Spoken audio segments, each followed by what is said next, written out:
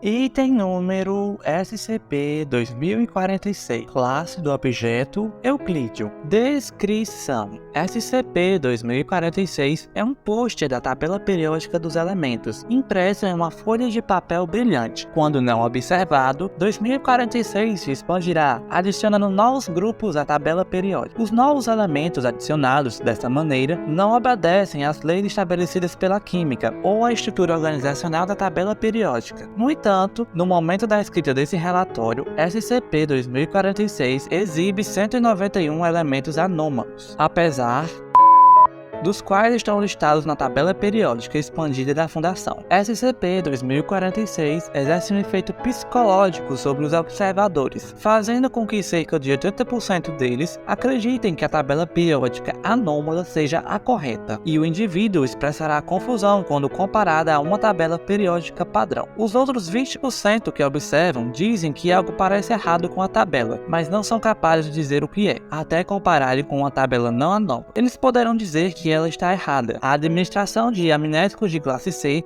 tem sido um tanto eficaz na remoção desses efeitos. Além disso, 2046 introduziu esses elementos anômalos no ambiente, transmutando átomos aleatórios em um novo elemento. A maioria desses elementos anômalos não pode existir em nosso universo, resultando no acúmulo de radiação. Os seres humanos expostos a esses novos elementos começaram a apresentar sintomas semelhantes ao envenenamento por metais pesados, doença da radiação e a taxa de transmutação ainda não foi determinada, mas observa-se que antes da contenção, o SCP ficou pendurado na parede de uma sala de aula em Geórgia por aproximadamente um mês, antes dos primeiros casos de estudantes afetados pelo SCP. Instâncias criadas pelo SCP são denominadas SCP-2046-1. Essas são outras tabelas periódicas afetadas pelo SCP. Se uma tabela periódica for deixada sem supervisão perto de 2046, ela mudará para aparecer com a tabela anômala. As instâncias não compartilham a capacidade de criar elementos com o SCP, mas ainda são um perigo psíquico e devem ser descartadas. Sob a direção do Dr.